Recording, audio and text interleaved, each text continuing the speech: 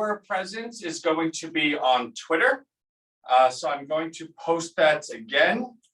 So please, if you have Twitter, go ahead and follow us. If you don't have Twitter, you should get Twitter. I've said for the longest time that Twitter is my favorite, hey Javier, my favorite platform. It just is.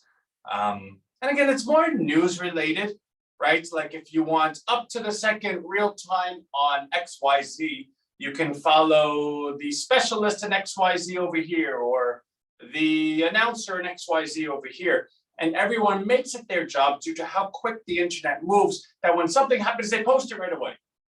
Meaning Twitter really is the news source of the world. And you can have whatever news you want, right? If you like CNN news, then follow CNN. If you like Fox News, then follow Fox. If you like Australia news, follow Australia. It really, really is one size fits all. And it is my favorite.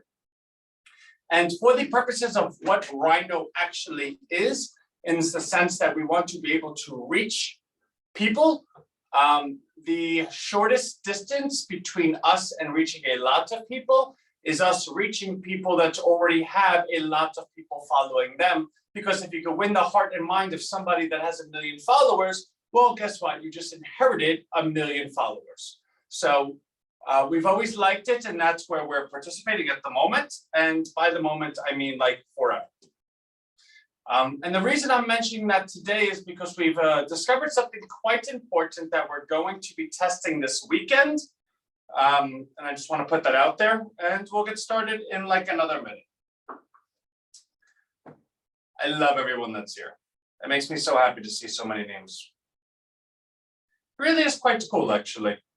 So I don't know about you, but I did not even know today was Wednesday. I still thought today was Tuesday. I learned it was Wednesday early this morning, and I said, because, and not because of the live, obviously, but because I have, well, we have things that we have to submit by this evening, which really means we could do it by tomorrow morning, which means I could not go to sleep tonight and maybe get some of that done. So let me just share with you what I'm talking about. So our time with Salesforce, so far our contract, in which we've extended the contract because we had to go ahead and, how do I say, right? We're inventing something that's never been done before. Now, of course, that's kind of what Rhino is, like, welcome to Rhino. The door should say inventing something that's never been done before. But in terms of the email, which I have gone into at length, and I want to touch on it, but not go into it too much at length, we're able and we're coding. See, we're not putting email, we're not ebbing forms in an email. If you could imagine an email as a fabric, right? Of just code. Blah, blah, blah, blah, blah equals white background, blah, blah, blah, blah, blah equals use of keyboard, right? Like the code is what that email is. We're effectively creating a new wheel because we're throwing away the code for email and we're coding a new email. That new email has the background, has the letters, but has a form. Now, one might say, Ant, that's really not too difficult. You put a form in an email, right? Yes and no. If it stopped there, sure. Now that form is already pre-populated with the information of the recipient of that email. So A, we have to have that information, but secondly, the email has to know that by going to this person, you're reaching into our database and pulling the select variables and placing them within the email and also the form. Okay, Ant, that is impressive, but no, I'm not done yet. That form is now dynamic. Hey, Mike, the recipient can go ahead and change their name or change any information or add information that's been left out or correct something. And that change is dynamic in real time. And it's actually reaching into our database and changing it on the back end as well. Whoa, Anthony, that does sound kind of like never been done before. Hey, it gets better. That form then has a submit button, which allows the recipient to go ahead and opt into anything that we're offering via the form by simply pressing submit. Okay, and submit is something that everybody does. No. It's in the email, which means when they press that submit button, not only did everything go to the back where the data is located, change it, submit, but that submit is dynamic as well. And it now changes that lead from level A to level B, right?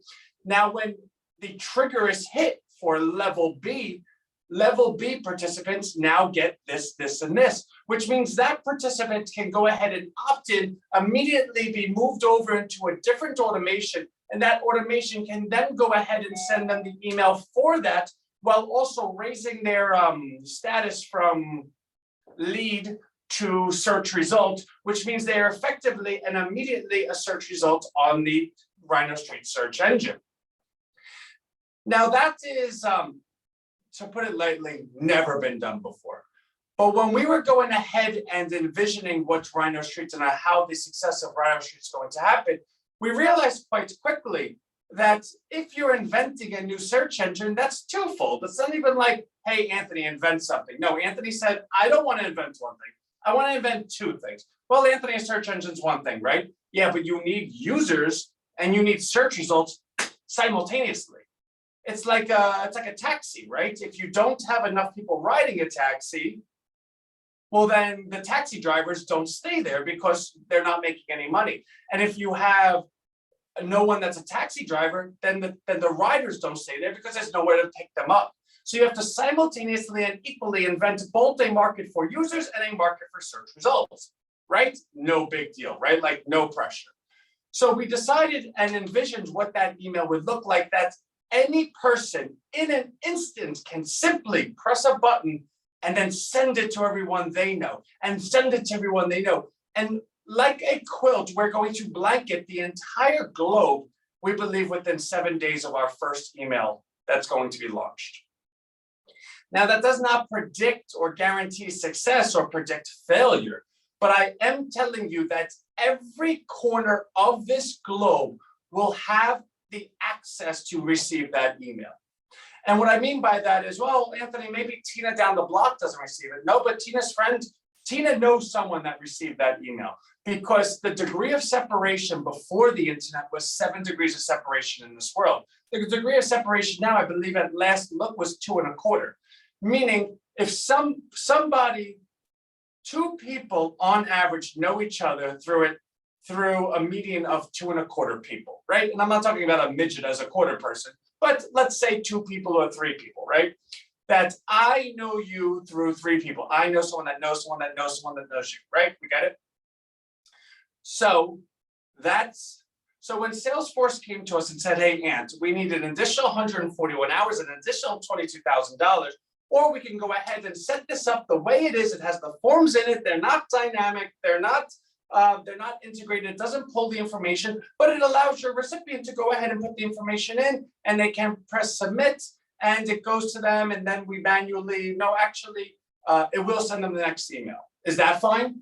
I said, no, not a chance. You are not putting me in a Ferrari and then asking me if I want to buy the Benz. Yeah, the Benz is great, but I just rode the Ferrari. I already envisioned what that looks like.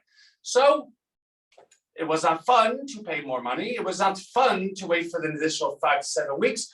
But like in Rhino fashion, the goal, the challenge then becomes, well, what do we do over these 5 to 7 weeks? Do we all just say, hey guys, listen, stay seated, I'll get back to you? No. Does Anthony say, okay, everyone go take off like 5 to 7 weeks, we have nothing to do? No, there's always something to do, and we're going to get it done. So what have we been doing during this time period? Well, V, obviously everyone knows, our concierge, has stayed in great contact with every single participant. In fact, she told me the other day, her challenge is sending 400 emails per day. Now, 400 emails is a lot, but that's how connected she is with our entire ecosystem, because we challenged her and said, not only are you so good at this, but can you go ahead and fill the bucket of us not having email access because we finished our contract with ActiveCampaign and we're now waiting for Salesforce. And she goes, hey, I got it. Let's do it. And I said, okay, great. That's amazing. In doing so, V, acting as the front lines, is able to bring back intel to us. And one of the most common questions was, Ant, everyone is super excited. Everyone is waiting for when we're going to be able to grow past the US, though, because a lot of our ecosystem is global. When can we do that? And it got asked enough times that I'm like, wait a second. And And that's the difference in Rhino.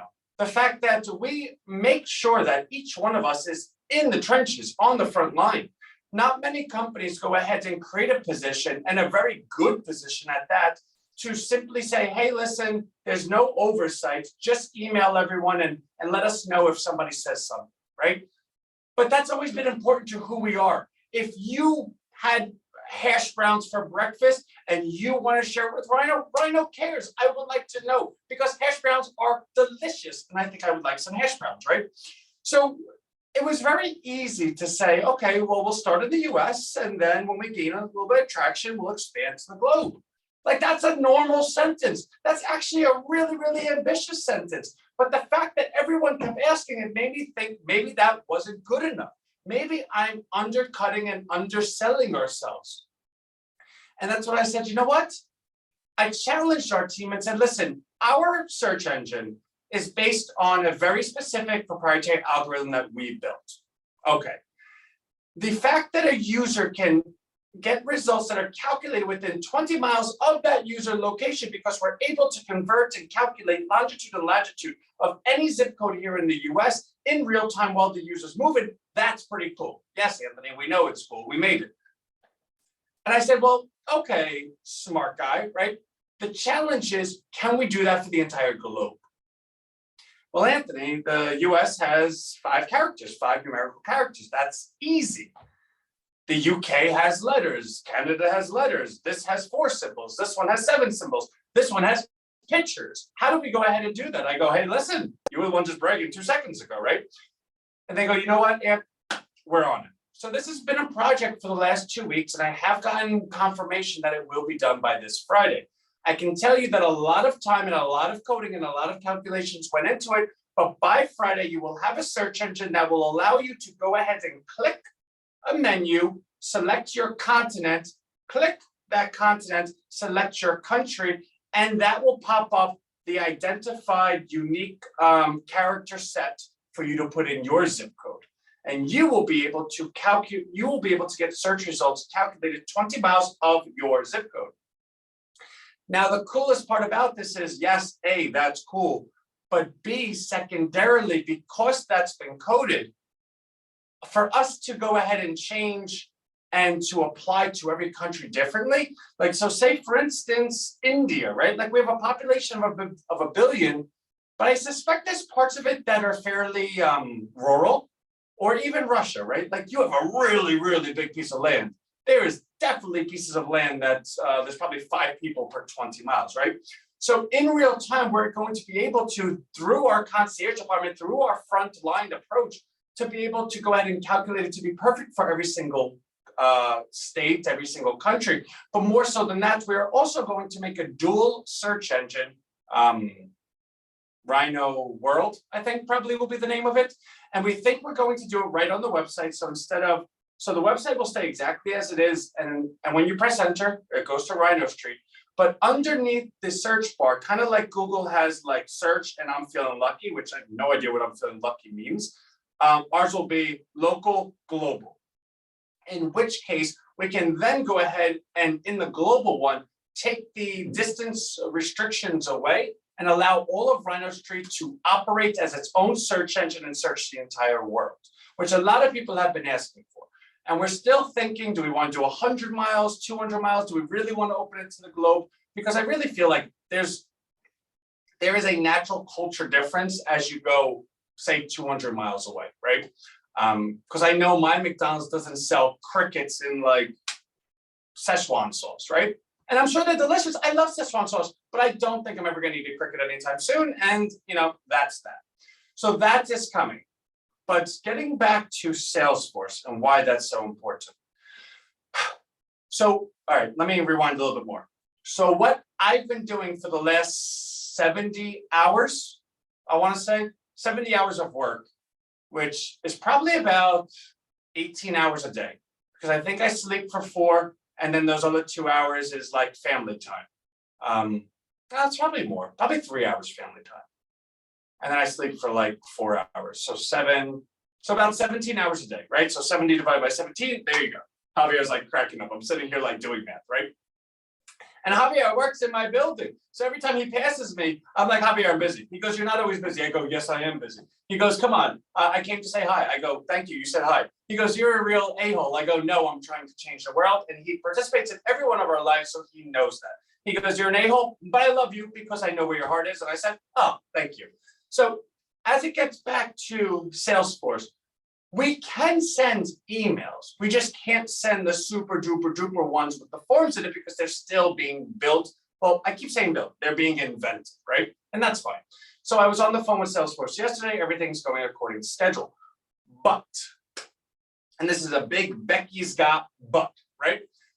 I said to Salesforce, I want to send out our first email this weekend. They said, Anthony. And I go, I know, the forms aren't going to be in it, but I want it to be a regular email. I want to go ahead and touch our ecosystem and let everybody know we're still alive, right? We were only planning on not sending emails for 2 weeks. We're coming up now on 4 weeks. We have people, we have some of our largest investors, actually our largest one messaged me the other day. He goes, are you still in business? I'm like, yeah, why? He's like, I haven't got an email. I'm like, oh, that was a joke, right? He goes, yeah, take a joke. I'm like, I don't joke. Like, yeah, we're in business. And then we joked around a little bit. So apparently I do joke, right? But I said, I want to send out that email. Okay. So they said, okay, you have to have the copy ready by Thursday. We'll get on a call with you Friday. We'll schedule it for Saturday. I said, great. They go, because you still need to upload all of your data. You don't have any emails in your database for Salesforce. I was like, I know. They go, that means you have to clean all of your data because you have to have perfect leads. It has to have a name, a first name, a last name, and it has to have every field filled in. If you do not have a field filled in, it will not accept the data. I go, geez, you guys are really a tough crowd. They go, we're the best. What do you want? I was like, can't argue with perfection. So, and this conversation happened the data conversation happened weeks ago. This was a reiteration of that conversation. And I said, okay, I've been working on the data. I will have the data ready. So for the last 70 hours of my work life, I've actually been going through line by line of 41,273 records and deciphering what the first name and last name, what city, what state, what business they're in by the email address. So like Anthony Calichone, Rhino Research LLC, I know his first name, I know his last name, I know his company's name, right? If I go look up his company, I can see where it's domiciled and I can know the state. Take that, times it by 41,000, that's Anthony's life. In fact, it's like, so there's a story in Greek mythology relating what hell is. And this guy, he's pushing a boulder up a hill. And every time he gets to the top of the hill, he's back at the bottom. He doesn't fall down, he just transports to the bottom, but he doesn't know it. So he keeps pushing. And he's gotten to the top of the hill, God knows how many times, but he always feels like he's starting at the bottom. That was the definition of hell. I'm not saying what I'm doing is hell, but I'm saying if you were to push a boulder nonstop and never stop and always feel like you're continuing, that's what I've been doing. Now, the reason why that's important is because these 41,000 represents our super duper dupers, right? These are the we have the other records have names and everything, but these are the 41,000 that have opened, have clicked, own coin, they participate. Like these are the best of the best. And it's funny because as I'm going through line by line, there's congressmen on that. There's like presidents of other countries. Morgan Stanley is on it many more times than once. Wells Fargo's on it many more times than once. We have a university president of a major Ivy League university on our list. We have a bunch of police officers and firefighters. We have people from, not every country, but like a lot of countries. We have someone from Tesla, a management position from Tesla on our list. And when you start to take a look at it, you realize like, there's a lot of people that have taken interest and are watching what we're doing, which is cool. Like, I don't get, that just sounds real New York for a moment. I think my Staten Island just came out. I was like, I don't, that was offensive to myself, right? Yeah, I like an audience, right? Like the more people, the merrier, the more pressure, the better. And the bigger that we're doing things, the happier I am. And I know that's the happier everyone else is. So that's fine. I'm also adding to that list every mayor in this country, along with the elected city council positions, along with the heads of the newspapers, editor, publisher, and a couple of columnists for every newspaper, for every top newspaper in the 420 cities of all 50,000 or plus population. Also, we're adding the number 1 and 2 radio positions, host and producer, in each one of those locales as well, plus the a couple of Chamber of Commerce emails. Now, these people have never heard from us, so there's certainly a chance for like a spam rate, right? Which would blow up our whole Salesforce thing. Imagine doing this much work and they're like, seriously, you're gone. Which means, well, Anthony, this email better be pretty good. It better actually capture people's attention. It better be something that speaks past what Rhino is. Because yeah, people like Rhino, they don't like Rhino, but you have to understand what Rhino is. And to go ahead and get an email where you're being educated on something, not interested. You have a natural spam rate there. But the only reason I'm bringing these people on is because we have identified something that has become quite gold to us. And that's what I started doing yesterday. So when I had shared what the demos are, what are the people of interest that we believe that Rhino Street is going to be built on, that a search engine needs to be built on, we came up with pillars of the community, right? Prominent business owners that are local businesses, been around for like 100 years or something, police and firefighters, YMCA, Mothers Against Drunk Driving, the VFW Club, stuff like that, right? But we've always went ahead and identified teachers as probably the most important. Every one of those other groups has something, right? Like, oh, if you have a fire, they'll put it out. If you're being robbed, they'll come. If you want tax relief, your mayor's there. If you want to buy a shoe, there's a shoe company. But what do teachers do that's vastly different than that? If you have a kid, they're responsible for him or her. Everyone has a product or service. They have your sibling, which makes them actually quite important. It raises them to the level, hey, Deborah, raises them to really the most important person within a community, at least in my opinion. Not only are teachers responsible for the youth going forward, they are our research and development department for humans, but they're I don't want to say babysitter, because that's demeaning to what they do. Not that babysitters are demeaning, but they do so much more, right? Babysitters don't have a doctorate in education. But they're like your super duper duper babysitter. Like, they not only are able to educate your child, they're able to know things about your child more than you even know, because they have how much of a history with children. They're able to be CPR specialists. Like, if anything ever happens, they're the ones that are going to throw their bodies in front of anyone to protect your children. The point of it is, these are people that have a heart, not but, they have a heart and they have a ecosystem that is passionate, loyal, and vast. So it behooves us to think, well, if you could win teachers, right? If you can go ahead and win teachers, what would that mean? Well, how many teachers are there? There's teachers like a bazillion everywhere. Excuse me.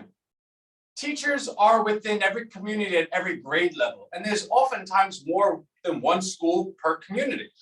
I grew up in Freehold, New Jersey, and we had at least 2 or 3 different schools for each age range. Now, I do understand my community was 50,000 plus, and there are communities that have like 20,000 and they have 1 school. I understand that.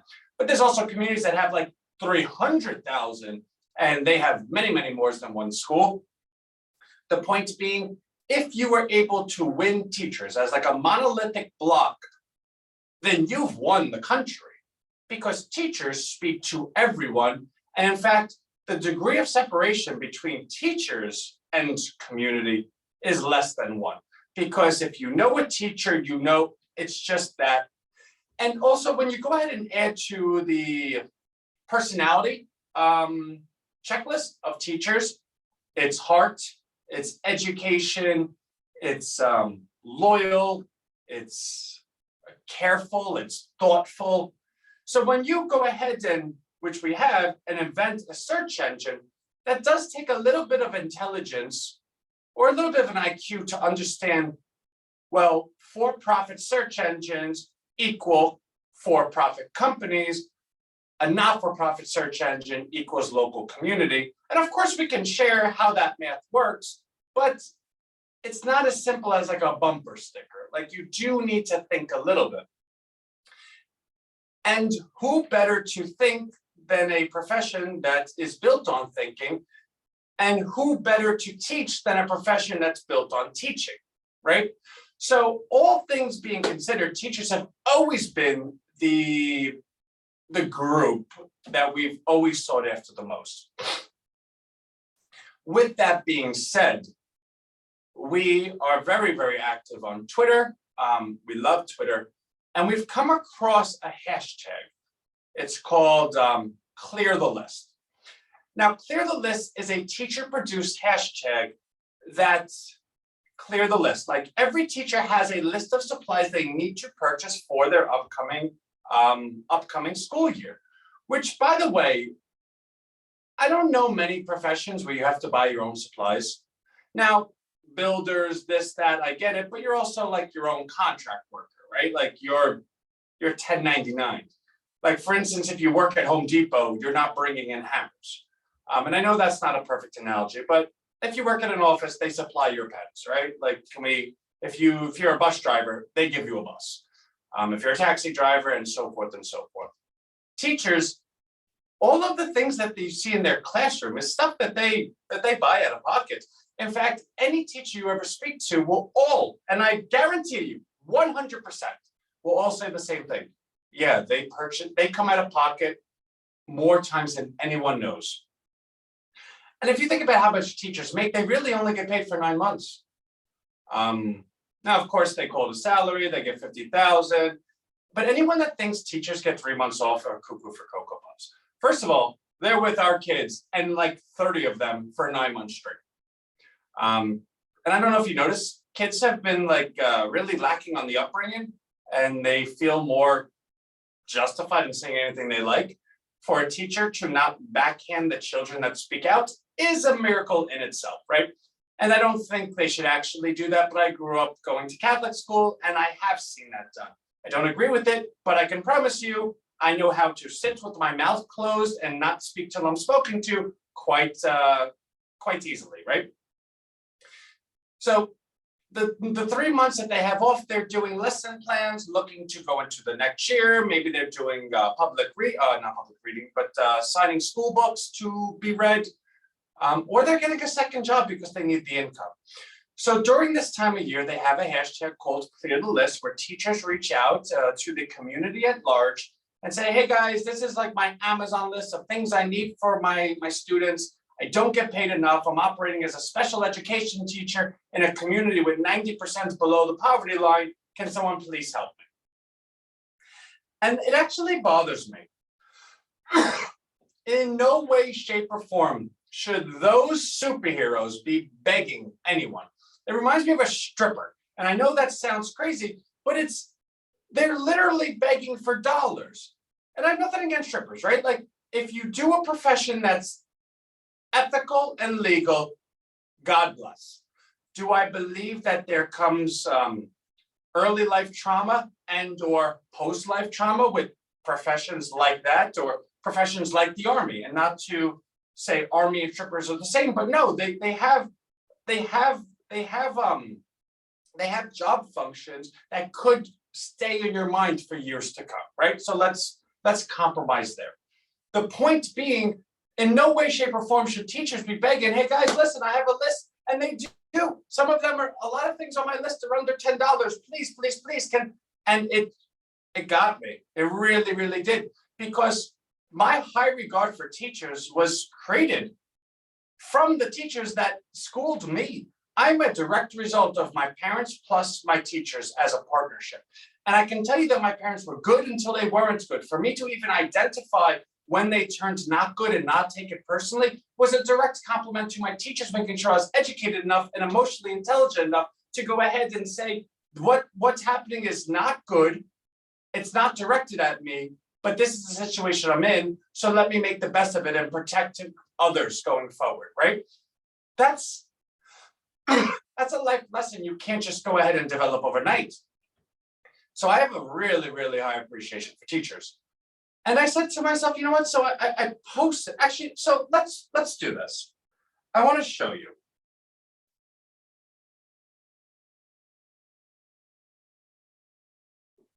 Oh, come on. I don't need everyone seeing everyone's emails. Okay. So let's show something. So this is my Twitter account. And like I said, I would like everyone to follow because it's our Twitter account, right? Like Rhino Street.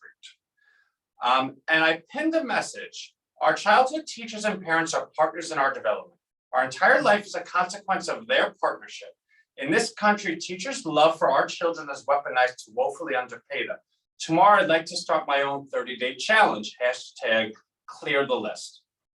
This has 145 likes already, 19 retweets. Now, what a retweet is, someone then taking this and putting it on their page to go ahead and show to their people. So if someone retweets their retweets, I don't see that. I could just see that 19 people who had no idea who I was now have me on their page for everyone to see. I have 75 comments on this already. Now, we went ahead and volunteered a 30-day clear the list challenge where we went ahead today and did our first one. Where is it?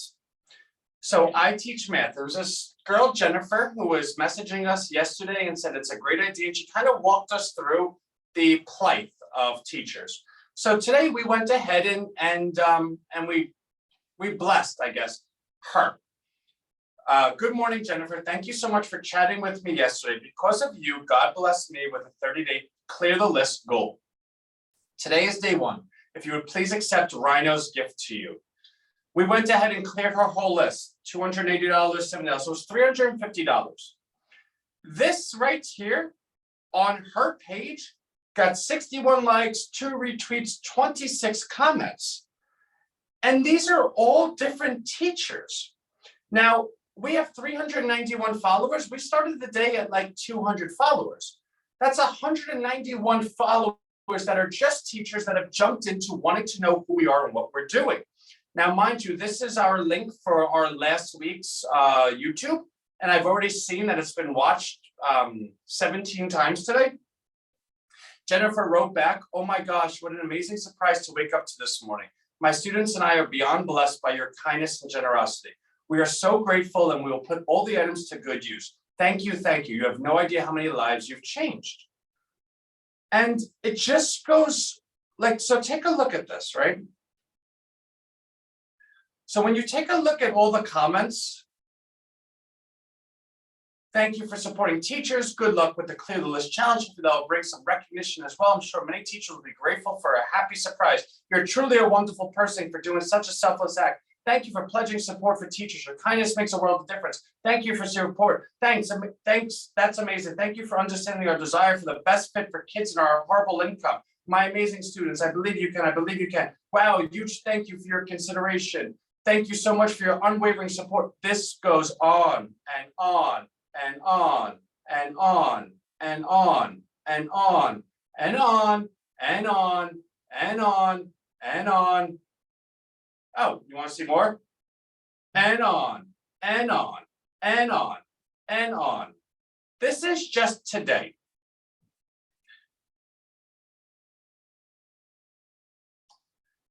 The point of what I'm trying to get to is we're going to do this for 30 days. So we spent $350 today. That kind of felt like on the high side, right? I liked her, so I was going to clear her list. But it's completely random. So we're going to try to stay between the $200 and $300 range. If we could do lower, God bless. Now, let's say $250 times 30 days comes out to let's see, 250 times 10 is 25. Oh my God, that comes out to like $7,500.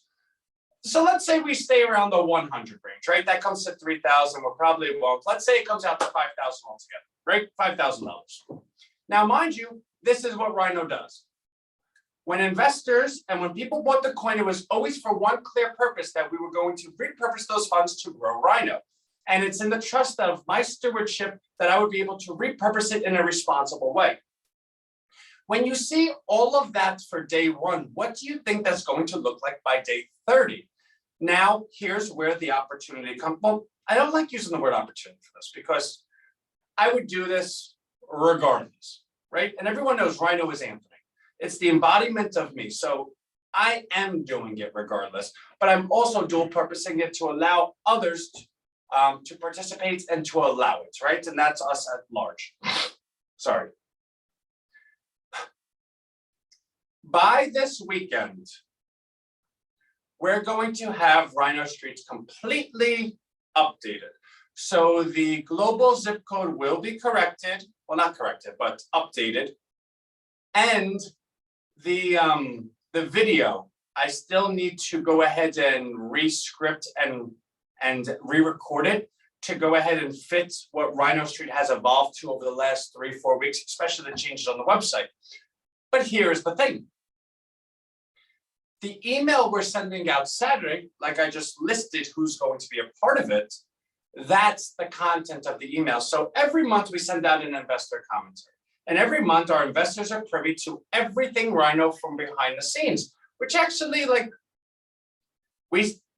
don't think there's anything behind the scenes, but a lot of people appreciate the monotonous things. Like when I say, and then this challenge occurred, but we were able to do this, and this is what we see going forward for the next 10 months. Of course, if you join every live, you kind of get a sense of it, but to see it in black and white and to see the graphs and stuff like that, it is a different experience.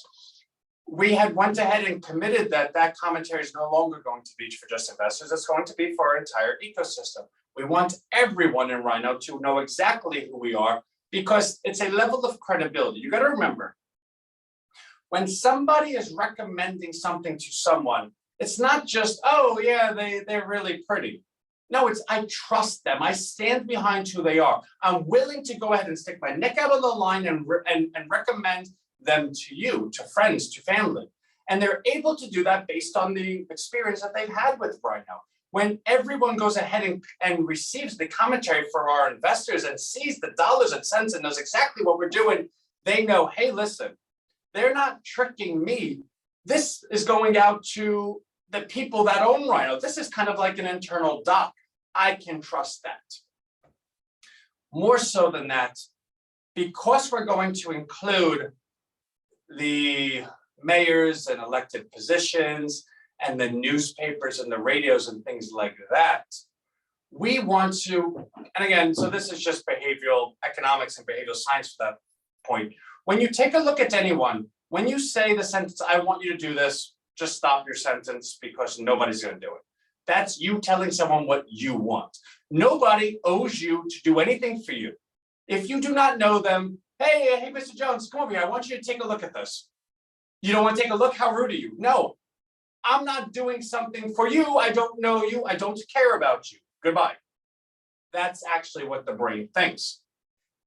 So to go ahead and layer on that, if you were a politician, if you were a mayor, if you were an elected position, if you were a business person, if you were a newspaper, a Twitter handle, if you were any of those things, what's valuable to you? Something that would spark the interest of the people, something that's a good cause, something with minimal investment that can get you notoriety, something of good nature that people will say, that person did that. Well, clearly, I just showed you on our Twitter, we did one thing and look at the outreach we have that's passionate and emotional. Meaning, if I go ahead and write this commentary, knowing the audience that it's going to and gearing it, yeah, I know Rhino's great, this is what we're doing, and kind of just bury the lead. Yes, we're going to be able to do this, this, and this, but first I want to talk about something more important. Teachers. Do you think mayors will go ahead and spam that we made a suggestion that can grossly increase their poll results and increase the notoriety? Like, all you need is one politician to come out and say, hey guys, do you know teachers buy all their own supplies? Why are we not getting behind them? Why don't we have a what was it? Close the list. I already forgot my own hashtag. Why don't we have a national clear the list day? Why don't we have a Eugene, Oregon clear the list day? Let's go on and take care of our teachers. They take care of our children. They are the one, right? My point is, am I going to leave it up to them to come up with that sentence? No. Am I going to leave it up to them to come up with the idea? No. Am I going to leave it up to them to do anything other than do what they know how to do best, to find an opportunity and leverage it? And that's not me being derogatory. That's what they do. They're very good at it. If you give a politician, especially an elected good one, something that will go ahead and increase poll results, they know what to do with it.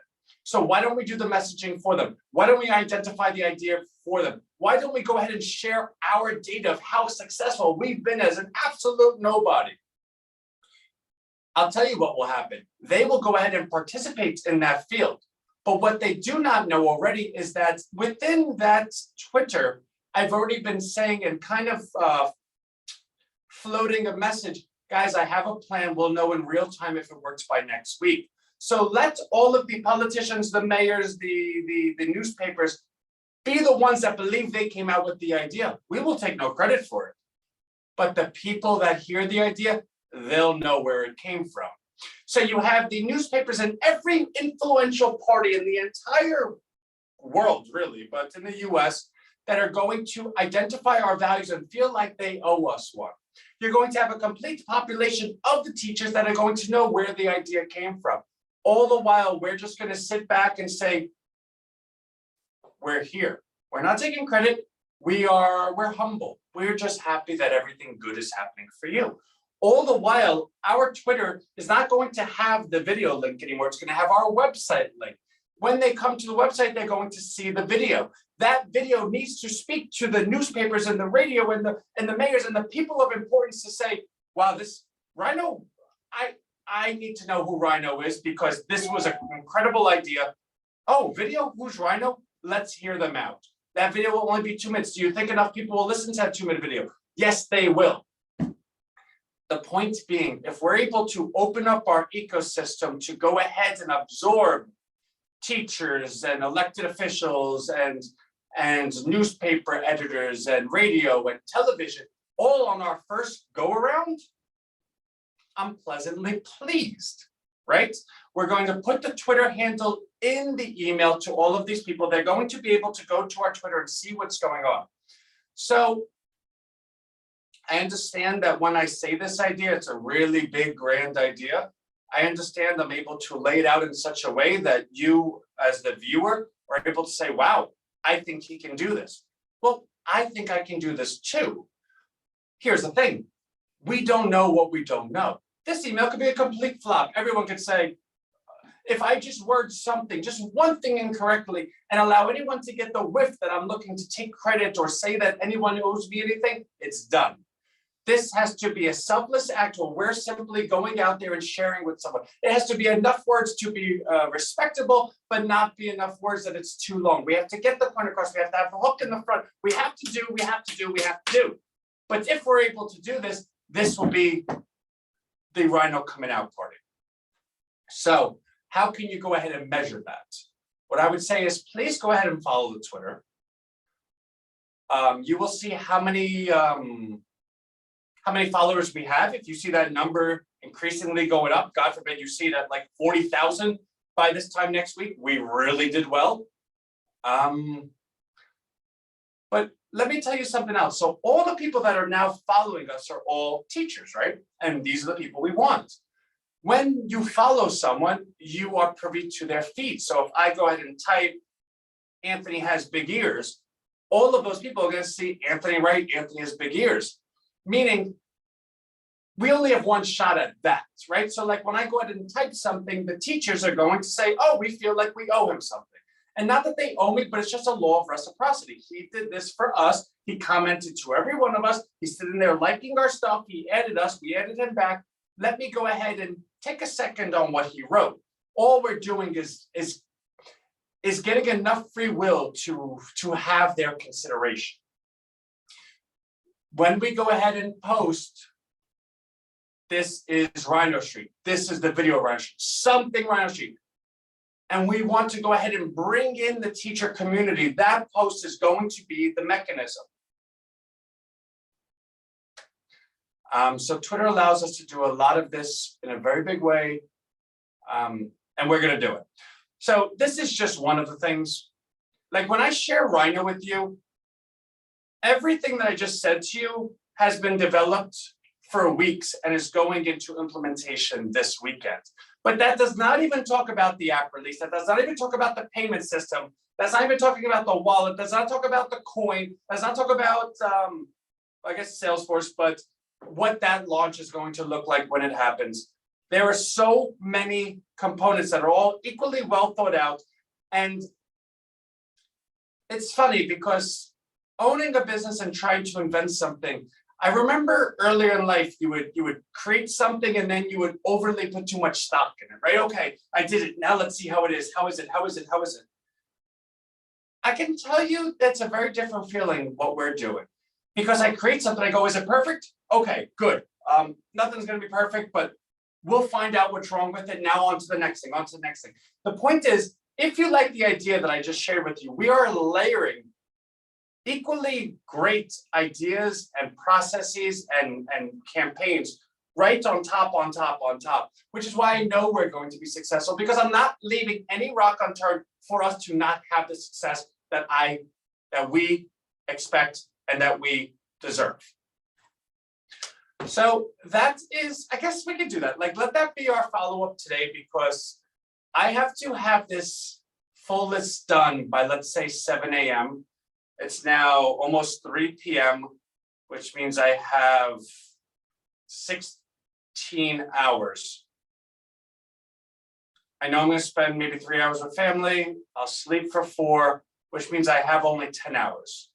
I know that sounds crazy to you, but 10 hours, I'll just barely make it, which means I really got to get going. So teachers are amazing, and you and Rhino are amazing. I love it. Guess what? Anthony was able to get away and make it away. Oh my God, yeah. So Brian messaged us early and said he was babysitting, but he was able to get away. I love that. All right, everyone, seriously love you. I know that this wasn't a whole hour, and I know some people are quite pleased with that. Just know we're doing it. We're going to do it. In fact, I actually wrote to one of our investors the other day, do you know you're going to be a billionaire by December? And that person didn't write back, but they're on this call. And I think sometimes people think I'm like making that up. I'm not. That coin, everything that we spoke about has one hub, and that's the coin. Because think about everything that I just said about the teachers and everything. That's our values. If somebody's able to do that, do you question a payment system of them? Do you say to yourself, oh, they have tremendous heart. Look at what they did. And it was all because they were trying to scam us over here. That's the thing. When you're a public face and you reach that level where newspapers and things are reporting on you, people automatically assume that the editors and the detectives did their work on you, which means it just means a big future. So anyways, let me go. I love you. And I'll see you next Wednesday. Bye, guys.